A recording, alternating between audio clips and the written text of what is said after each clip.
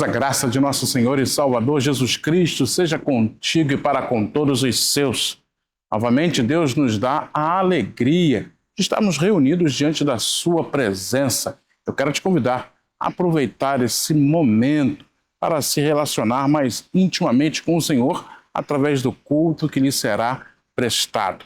Esse é o 14º domingo do tempo comum, tempo de adoração, tempo de praticar aquilo que temos aprendido na sua palavra. Ouçamos agora o prelúdio executado pela pianista e organista Gisele Santana.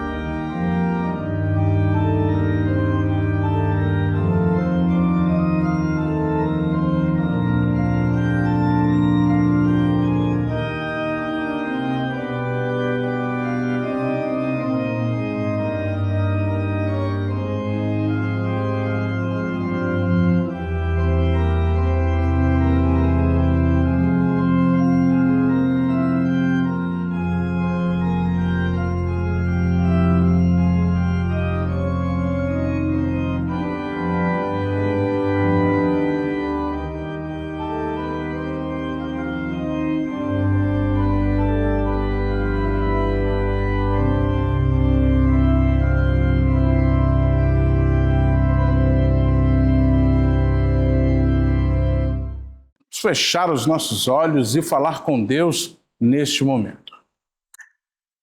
Senhor, é maravilhoso estar em Tua presença. É maravilhoso saber que Tu és Deus poderoso, majestoso, cheio de glória e poder. Por isso, Senhor Deus, nos cabe Te adorar, nos cabe Te louvar. O Senhor que criou todas as coisas, o Senhor que sustenta o mundo com seu poder, o Senhor que nos escolheu e que nos amou. Glórias sejam dadas a Ti em todo o tempo, que a nossa vida seja um glorificar a Ti ao longo da nossa existência. Recebe, Deus, nosso louvor e a nossa adoração. É o que te pedimos em nome de Jesus. Amém. Em Ti, Senhor, eu confio. Esta é uma afirmação de fé significativa e é proferida na voz do coro Aidéa Moraes e acompanhada por todos nós em espírito de oração. Em Ti, Senhor, eu confio, obra coral de George Frederick Handel, nas vozes do coro, com acompanhamento da organista Gisele Santana. Ouçamos-los.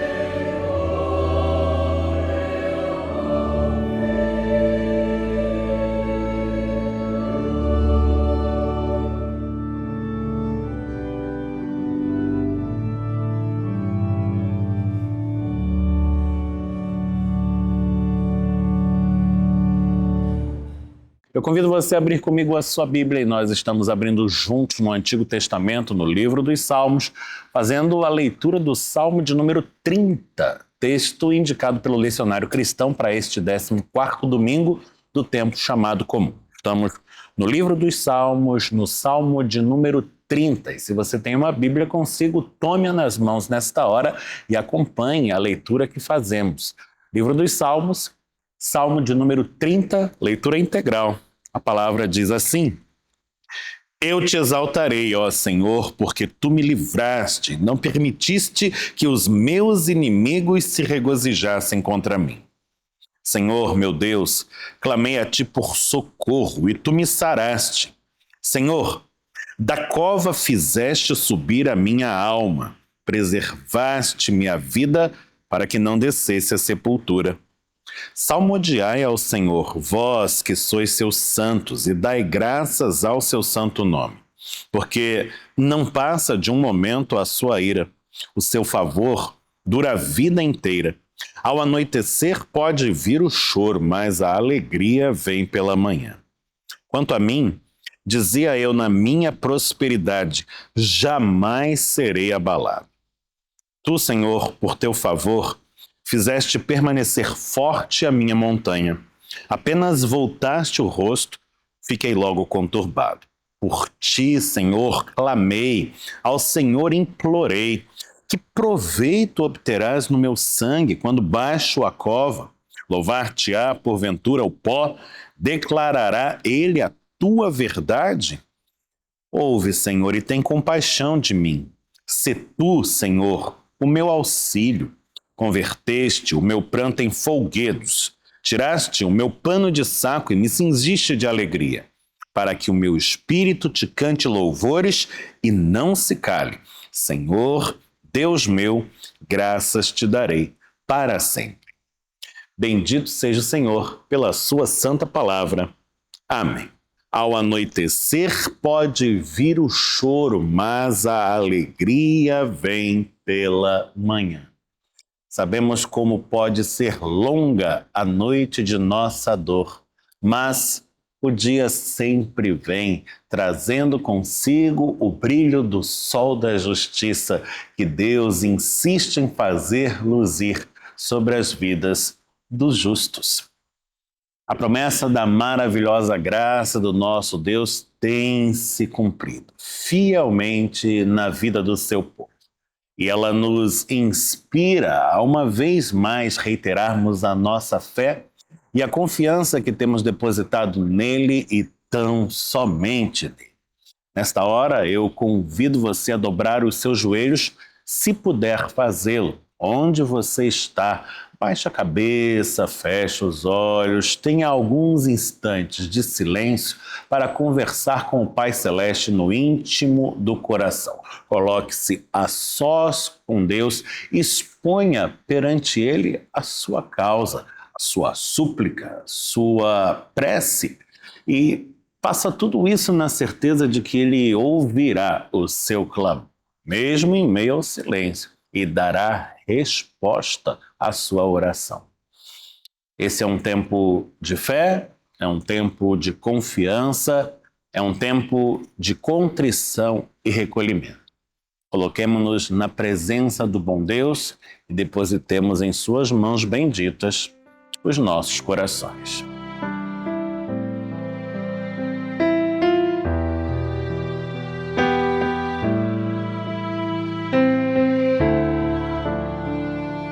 Bondoso Deus, eterno Pai, louvado seja o teu nome em toda a terra, pois o Senhor é Deus de amor, Deus de graça, Deus de misericórdia. Por isso, Senhor, neste momento recorremos a Ti, pois sabemos que falhamos, transgredimos a Tua lei, pecamos. Ó Senhor, nós Te rogamos, traz-nos paz através do perdão dos nossos pecados. Ouve, Senhor Deus, a nossa triste confissão e apaga a nossa transgressão.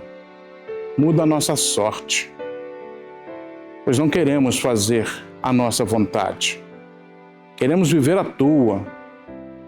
Mas a nossa limitação, Senhor Deus, nos impõe essa dificuldade. E a nossa carne milita contra o Espírito. Ajuda-nos, Senhor. Fortalece-nos, ó Pai, através do Teu Espírito, para que possamos discernir o bem e o mal, o que Tu queres e o que é desejo do nosso coração. Nosso coração que é enganoso e demasiado corrupto. Fortalece-nos, Senhor, na Tua graça e no Teu poder. Te agradecemos, Pai, pois a Tua palavra nos ensina que o Senhor nos perdoa, ouvindo a oração do contrito e apagando a nossa transgressão. Louvado seja o Teu nome. Ainda te suplicamos, visita os Teus filhos. Tende misericórdia de nós, que enfrentamos as lutas e as dificuldades desta jornada, que carecemos, Senhor Deus, do Teu cuidado em todo o tempo. Visita os enfermos, visita os que estão com problemas financeiros, os que passam por dificuldades sentimentais, psicológicas, emocionais, aqueles, Senhor Deus, que enfrentam outros tipos de problema, mas que sabem, o Senhor é quem cuida de nós. O Senhor é o arrimo da nossa sorte. O Senhor é nosso refúgio e fortaleza em tempos de tribulação. Por isso, a Ti entregamos a todos, cheios de fé e gratidão, e fazemos esta oração em nome de Cristo, nosso Senhor. Amém. Haja paz na terra. Esta é a súplica de todos nós e a prece entoada pelo coro Aideia Moraes. Haja paz na terra, de Cy Miller e Jill Jackson nas vozes do coro, com acompanhamento da organista Gisele Santana. Acompanhemos em oração o cântico do coral.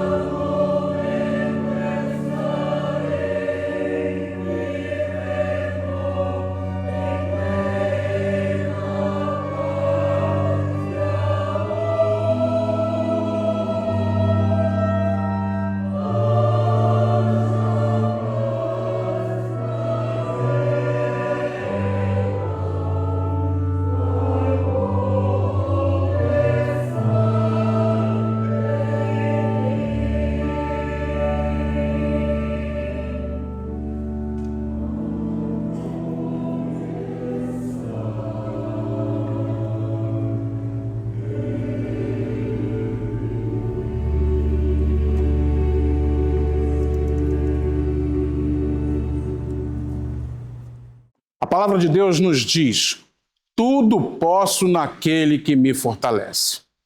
Essa realidade precisa ser apreendida pela fé e deve encontrar eco nas nossas ações do dia a dia. Você já deve ter tomado conhecimento de que na madrugada da terça-feira do dia 24 de junho, a nossa igreja foi roubada, vilipendiada e escarnecida. Malfeitores adentraram a nossa casa, entraram na nossa igreja e fizeram coisas terríveis aqui dentro. E nós temos tomado, desde então, medidas para que isso não torne a acontecer. Ainda que não possamos garantir tudo o que é possível ser feito, nós temos trazido à igreja.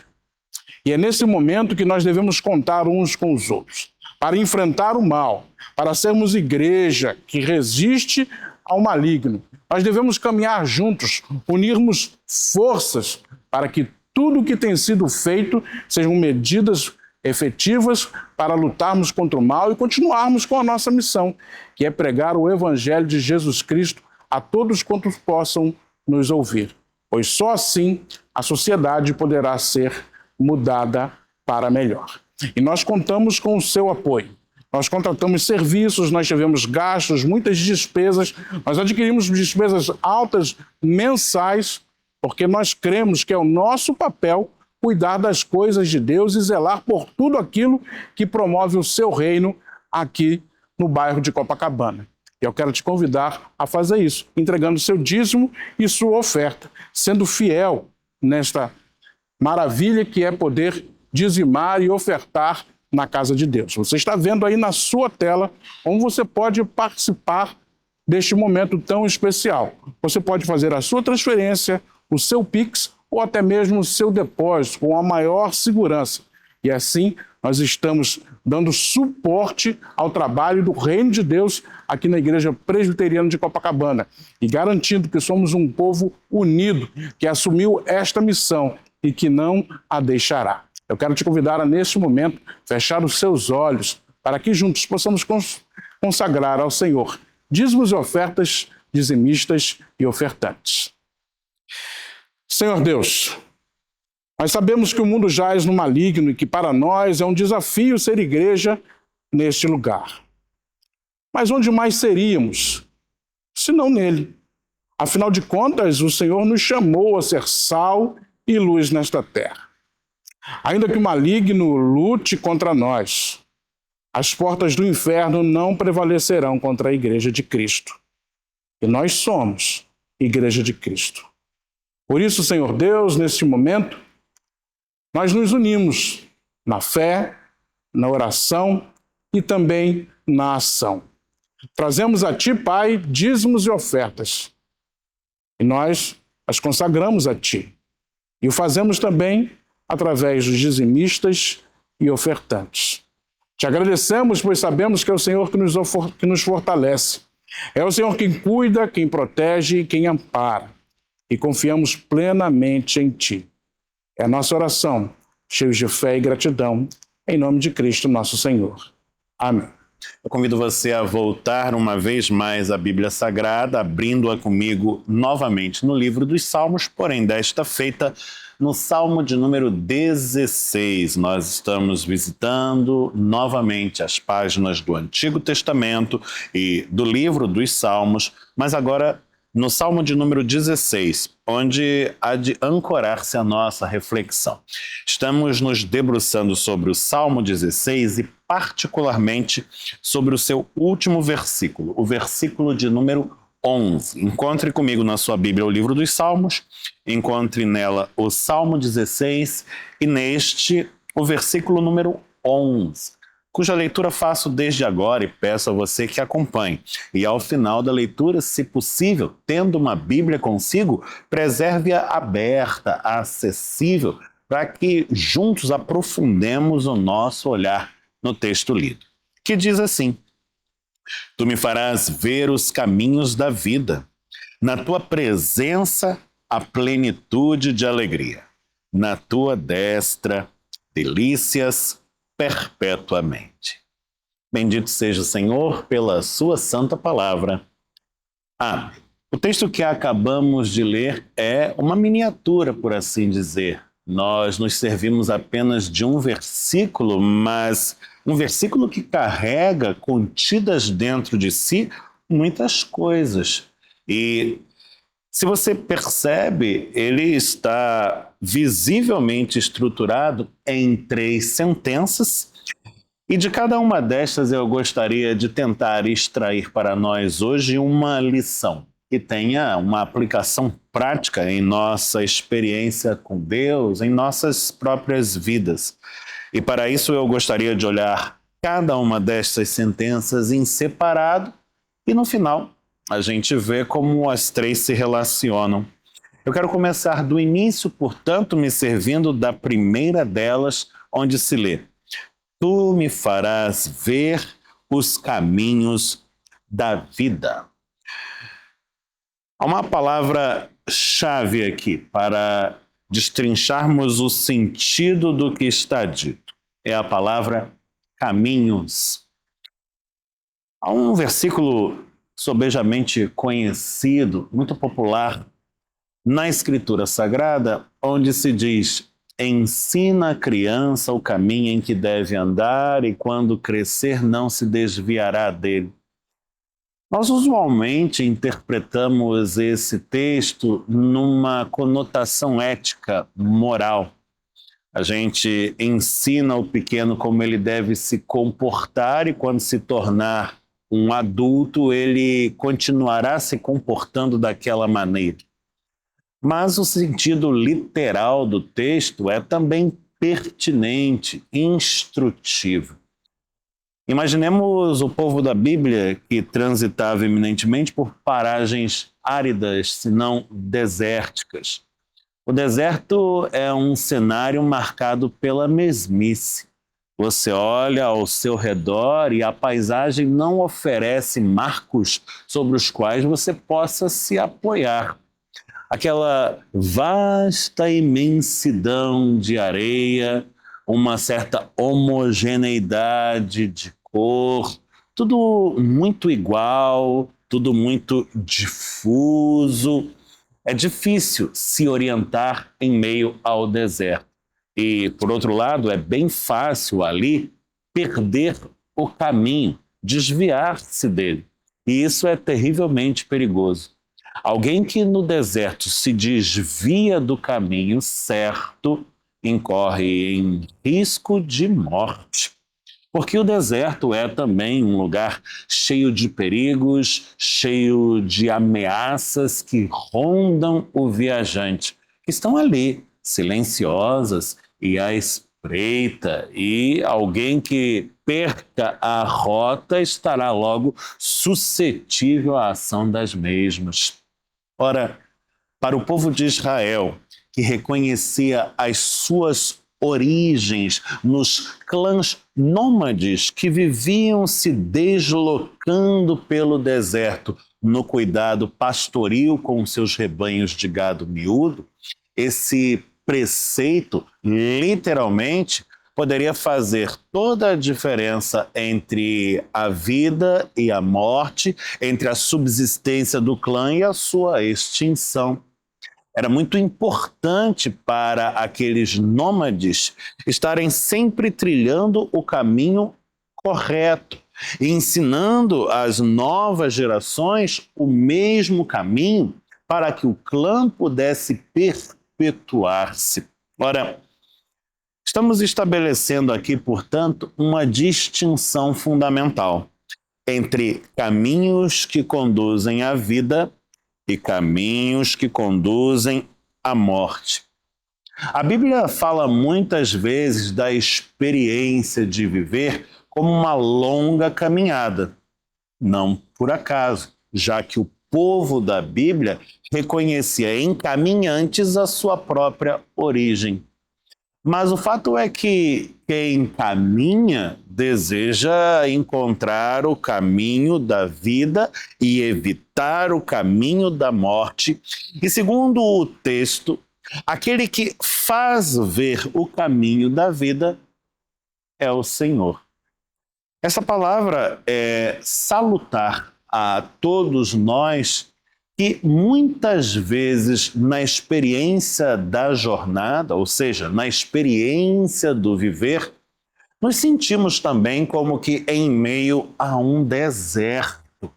Olhamos ao nosso redor e todas as escolhas parecem levar aos mesmos resultados ou a resultados tão incertos que no fim parecem todos uma só e mesma coisa. Todos nos sentimos em algum momento da jornada indecisos quanto a que rumo tomar. E só há uma forma de atinarmos com o rumo certo, com o caminho seguro, aquele que conduz a vida e nos faz evitar a morte. É buscando em Deus esta direção. A primeira lição que o texto nos fornece e que, portanto, advém de sua primeira sentença, aponta precisamente para isto, para o fato de que Deus mesmo, é o nosso guia e aquele que mostrará a nós o caminho seguro que deveremos trilhar, no qual firmaremos os nossos passos. Avançamos então para a segunda sentença do texto, que diz: na tua presença a plenitude de alegria. Na tua presença a plenitude de alegria. Eu quero olhar para esse texto, este segmento dele, de trás para frente. Penso que isto será didaticamente oportuno. Eu quero olhar primeiro para a palavra alegria. Ela dispensa maiores explicações porque intuitivamente todos nós sabemos do que se trata. Todos nós nos sentimos bem quando estamos alegres e, no fundo, todos almejamos esse estado de espírito. Mas o texto não está falando de uma alegria qualquer ou de qualquer tipo de alegria, mas de uma alegria plenificada, ou seja, que atingiu a sua amplitude maior. Ele está falando de plenitude de alegria. E se a alegria por si só já é algo almejável e, de fato, almejado, o que dizer da sua plenitude? É o sonho maior de qualquer ser humano. Todos desejamos experimentar isto. O texto então nos diz onde este objeto tão intensamente cobiçado pode ser achado. Ele diz: na tua presença há plenitude de alegria. É na presença do Senhor que esta realidade se torna possível. Mas eu diria a você que o inverso também é verdadeiro. Ou seja, na sua ausência, esta experiência se faz impossível, inviável. A lógica aqui é muito simples. Segundo a própria Bíblia nos dá a saber, Deus é a origem de todo o bem. Ele é a fonte de toda boa dádiva e de todo o dom perfeito. Veja, toda boa dádiva, todo o dom perfeito, todo o bem. A expressão de caráter totalizante está sendo empregada aqui não por acaso ou fortuitamente, mas para enfatizar isto. Não há bem que nele não se origine. Portanto, quanto mais próximos estivermos dele, que é a fonte de todas estas coisas, mais próximos estaremos de todas estas coisas. E quanto mais dele nos distanciarmos, mais distantes estaremos destas mesmas realidades também. Alguns exemplos. Se Deus é a fonte de toda a luz, quanto mais distantes estamos dele, mais mergulhamos na escuridão. Se Deus é a fonte de toda a santidade, quanto mais nos afastamos dele, mais mergulhamos no pecado. Se Deus é a fonte da vida, quanto mais vamos para longe dele, mais enfiamos os pés nos grilhões da morte. Ora, não é possível experimentar alegria, quiçá alegria plena, longe do Senhor. Tão somente na presença dele havemos de encontrá-la. Mas ainda que o saibamos e ainda que a Bíblia o declare com tanta clareza, muitas vezes nós tentamos realizar o impossível. Agimos como quem busca um quadrado redondo. Vamos procurar a tal da alegria onde ela não está. E a revelia de Deus em sua ausência, excluindo-o do projeto. Há aqueles que vão buscar esta alegria nos relacionamentos. Há aqueles que vão buscá-la no sexo. Há aqueles que vão buscá-la no álcool. Há aqueles que vão buscá-la nas drogas. Os objetos variam um bocado, mas o fim é sempre o mesmo. Grave decepção, grande desilusão, uma frustração enorme e todo o sofrimento que decorre daí. A Bíblia nos exorta a não buscarmos saciar a nossa fome com o que não é pão e a não nos iludirmos tentando matar a nossa sede com o que não é vinho.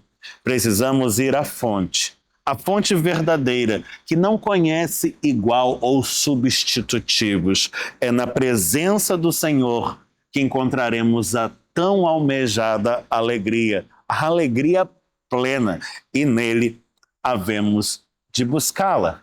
Veja, o primeiro segmento do texto nos ensinou que Deus é aquele que nos mostra o caminho certo e nos revela o caminho da vida. O segundo nos mostrou que nele encontraremos a plenitude da nossa alegria. Vamos então ao terceiro segmento. E esse terceiro reza assim: na tua destra, delícias perpetuamente. O verbo aqui está implícito. Poderíamos explicitá-lo dizendo: na tua destra há delícias perpetuamente. A palavra-chave para interpretarmos esta última linha do texto é destra.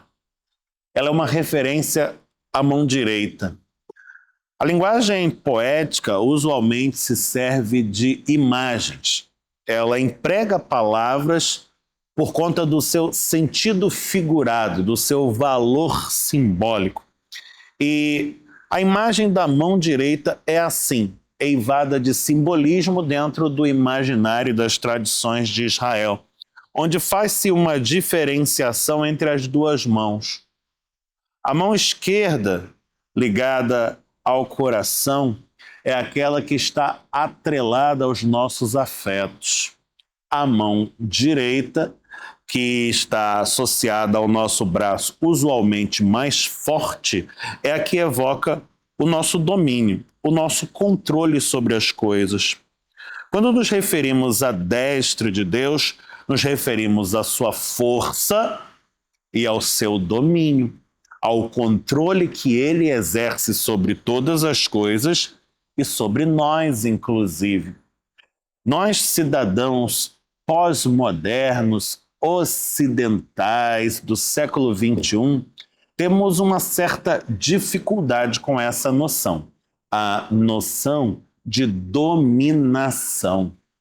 Na forma como lidamos com o termo, ele se acha de tal modo impregnado com uma semântica que não lhe é inerente, que agora já não conseguimos separá-lo da mesma. Usualmente, olhamos para a noção de dominação e atrelamos a mesma à noção de opressão. E aí está um problema muito grande, porque nós não conseguimos olhar para Deus dissociando-o da noção de domínio. Mas, ao mesmo tempo, não queremos enxergar nele a figura de um opressor, ainda que seja o dominador. E, de fato, não precisamos fazê-lo.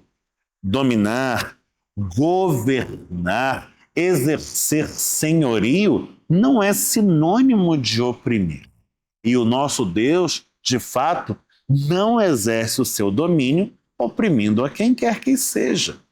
O nosso Deus é o Deus amor. O seu reino não é como os reinos deste mundo. Ele não se fundamenta nos mesmos valores, não se regula pelos mesmos princípios. A sua ética é totalmente outra.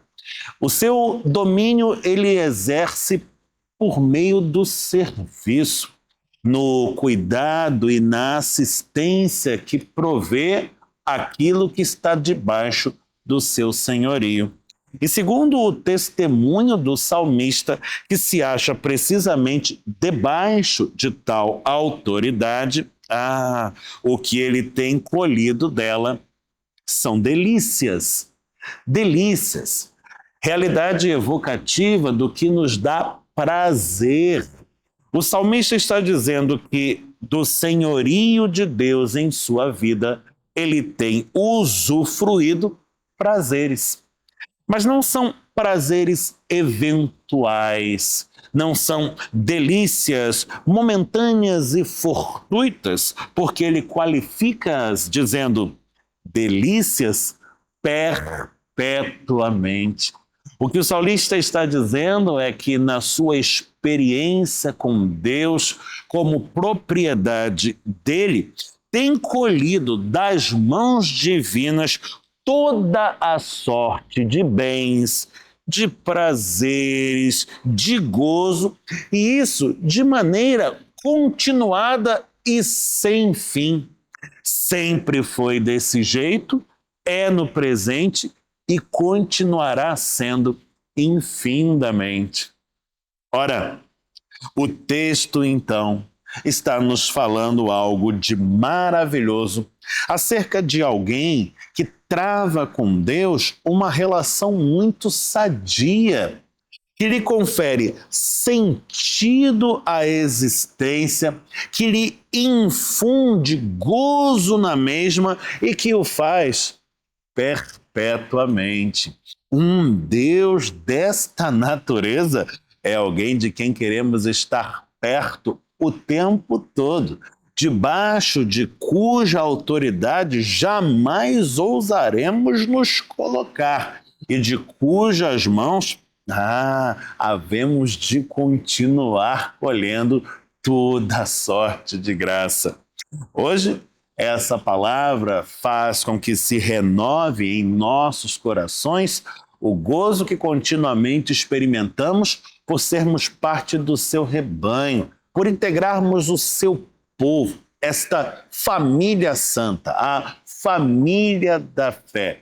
E tomados por este sentimento, sairemos falando do mesmo e testemunhando-o, portanto, para que muitos possam vir somar-se a nós e experimentar ao nosso lado tudo isso de maravilhoso que nós temos experimentado aqui.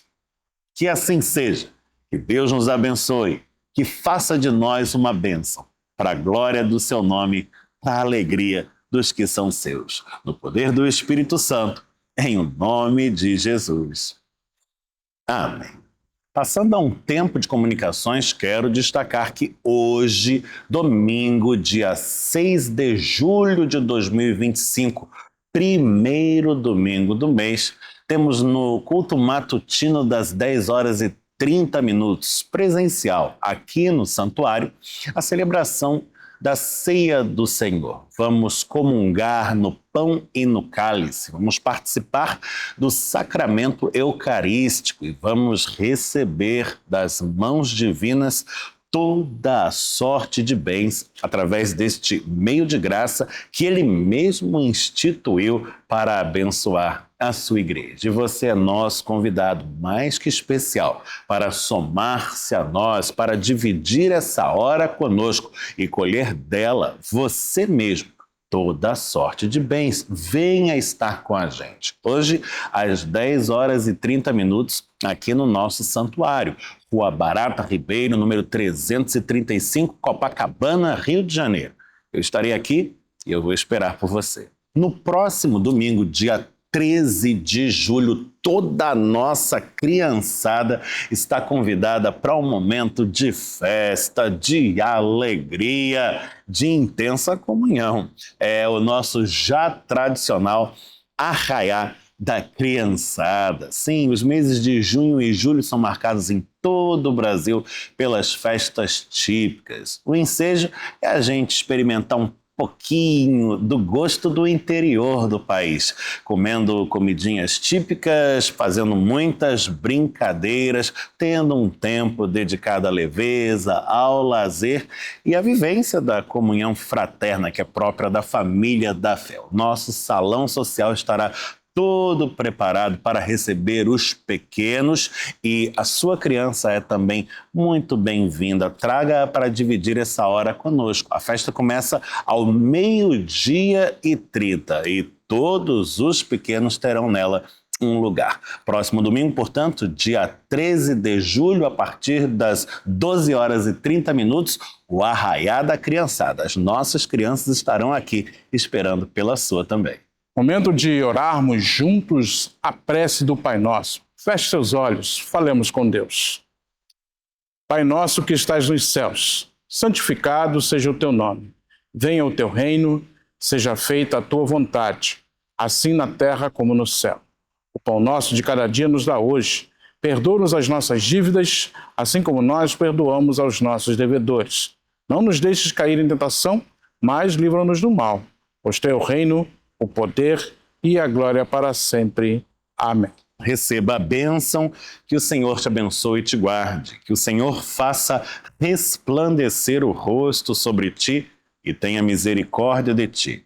Que o Senhor sobre ti levante o rosto e te dê paz, e que a graça de nosso Senhor e Salvador Jesus Cristo, o amor de Deus, o Pai Celeste, e a comunhão do Espírito Santo estejam contigo, hoje e eternamente.